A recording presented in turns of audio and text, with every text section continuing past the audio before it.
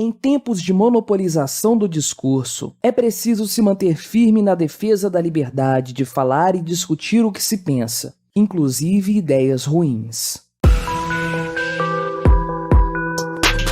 Este é o Visão Libertária, sua fonte de informações descentralizadas e distribuídas. Um dos objetivos mais comuns visados em ditaduras, que nem precisam ser ditaduras oficialmente, é o controle do que pode ser dito, informado e até pensado, para que uma expressão já seja o que o governo classifica como correta, boa, etc. E então não demande mais ações para tentar impedir, punir ou corrigir alguém ao se expressar. Como ideias não são algo físico, o método mais usado é a tentativa do cerceamento do discurso, segundo as convicções de figuras políticas e institucionais do establishment e do deep state. É mais barato a longo prazo doutrinar, aparelhando os sistemas de ensino escolar e adestrar, avisando sobre penalizações, do que conseguir isso agindo pontualmente. Ultimamente, por incrível que pareça, no Brasil, até membros do judiciário têm defendido essas práticas, apesar da função deles ser proteger o indivíduo contra atitudes ao arrepio da lei estatal. E tudo com a justificativa de combater desinformação, palavra da moda, e preservar as instituições. Mas só é incrível para quem acredita que o Estado existe para proteger o indivíduo. O Estado apenas protege, de certa forma, a capacidade das pessoas produzirem a riqueza que o sustenta. Afinal, o parasita não pode matar o hospedeiro.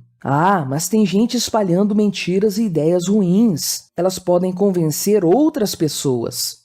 Tem, mas não podem. O convencimento é pessoal quando cada um pondera as informações que encontra. Ah, mas ideias ruins não deveriam ficar por aí. Só diz isso alegando que o povo é burro quem quer dominá-lo. Liberdade de expressão deve ser absoluta. Primeiro, por uma questão ética, e segundo, pelo ponto de vista utilitário, é bom que uma ideia horrível seja conhecida para ser rechaçada e então nunca mais posta em prática. É graças a ditadores e ao policiamento do discurso que ainda tem gente que não sabe as atrocidades do Holodomor e do Holocausto. As pessoas aprendem de duas formas: vivenciando as consequências e observando quem as vivenciou. Tanto quem não escolheu algo porque viu uma consequência ruim, como quem escolheu mal, iludido, ambos aprendem a evitar o erro. A diferença é que o aprendizado de uma foi mais caro do que o da outra. O resultado do cerceamento da expressão visando esconder ideias é que, primeiro, é inútil, porque calar a comunicação não cala ideias, muito menos na era da descentralização da informação.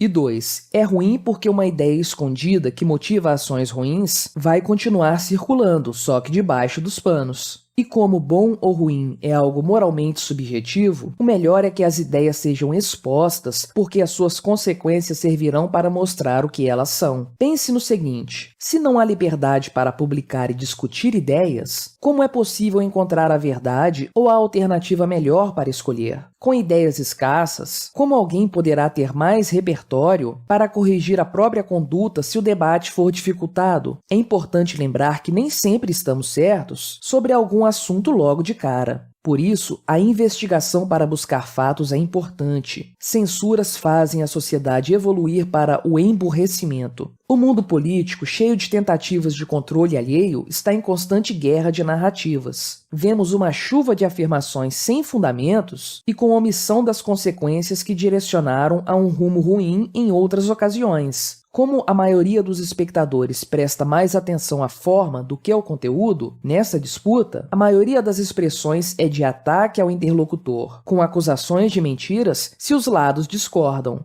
E quando um deles tem aliados com poder de interferir nos meios de troca de informação popular e quer dominar o debate abafando as ideias que julga inconvenientes para a manutenção do poder, a elucidação da verdade fica comprometida. Por causa disso, é que existe o sério perigo em dizer que um indivíduo A ou B sempre tem razão, já que, como ele também tem um lado, o que ele diz pode não estar baseado em fatos. Sempre é necessário verificar. E para poder verificar tudo, a expressão deve ser livre. Na história da política brasileira, houve vários ataques à liberdade de expressão, principalmente durante a ditadura militar. E também historicamente importante, durante o Estado Novo, o então presidente Getúlio Vargas criou, no final de 1939, o Departamento de Imprensa e Propaganda, o DIP, que a princípio servia para mostrar as alegadas ações positivas do governo à população. Mas o que era para ser um canal publicitário governista se tornou um instrumento de censura da imprensa jornalística e dos meios artísticos e intelectuais que eram contrários ao ditador. Óbvio, fácil de entender. Vargas alegava que havia conteúdos julgados como perturbadores à unidade nacional. As intenções de unificação de pensamento sempre estão presentes nos contextos mais autoritários. Não importa se o regime é chamado oficialmente de ditadura ou de democracia.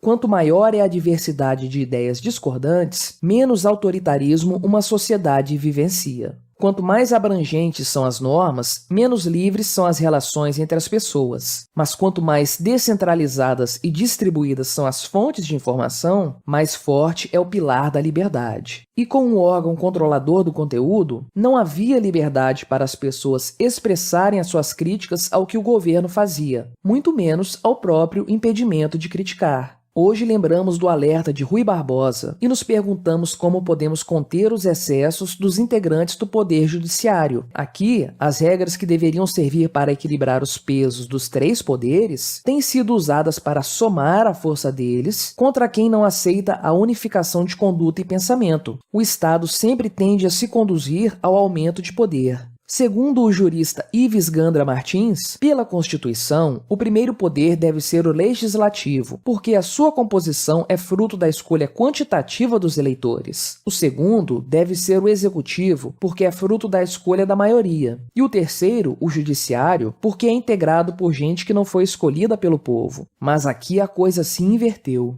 Em momentos de tensão política, é necessário uma postura efetiva para buscar meios de defender a liberdade contra todo e qualquer tipo de ataque, seja a comunicação falada, seja contra uma ação de transferência de recursos, tudo nos âmbitos físico e digital. Hoje já é possível até censurar transferências de dinheiro. E em tempos de insolvência econômica vividos pelos bancos centrais do mundo todo, o dinheiro estatal digital também será um meio de cercear a liberdade. Felizmente, também já temos meios monetários que são soberanos, livres de censura. Outro fator importante é a defesa de ideias com base na realidade. Afinal, a luz do sol é o melhor desinfetante. Não adianta propor soluções para os problemas de modo imprudente. É sempre melhor valorizar e defender o livre debate, principalmente quando alguém errado se considera convicto. E é importante lembrar que o convencimento é feito pelo próprio interlocutor. Se ele estiver aberto a ponderar o que recebe e for humilde o suficiente para derrubar os limites intelectuais que conhecia. Ativismo e debates servem para mostrar ideias, mas ninguém convence ninguém, muito menos impedindo a expressão. Devemos usar a razão e a lógica para entender a realidade das coisas e poder distinguir o verdadeiro do falso, apesar do viés de confirmação que cada um tem em função das ideologias que tenha construído. Todos são capazes de fazer isso. Basta pôr em prática a capacidade natural do ser humano de raciocinar. Antes de publicar ou falar sobre algum assunto, experimente verificar se o entendeu, confrontando alternativas. Cada um de nós deve ser o primeiro a ser questionado por si mesmo, para ver se, primeiro, há entendimento e, segundo, se o que entendeu é verdade, se está de acordo com os fatos. Sempre desconfie de todo participante da sociedade de qualquer nível, seja uma entidade estatal ou privada que procura criar tendência de pensamento por meio de imposição de umas afirmações e ou restrição de outras. A verdade é o que é, e ela não pode ser ditada por ninguém. Sempre há parcialidade ao ponderar ideias, porque cada um tem um interesse moral, e governantes têm interesses de controle. Todos estamos sujeitos a erros, pois somos humanos. Eles devem servir para o aprendizado, e este só ocorre se não terceirizarmos a capacidade de pensar, e se não permitirmos o cerceamento da liberdade de expressão. Obrigado por sua audiência. Este artigo foi sugerido e escrito por Luiz Henrique da Silva, revisado por Stanley Calderelli, narrado e produzido por mim,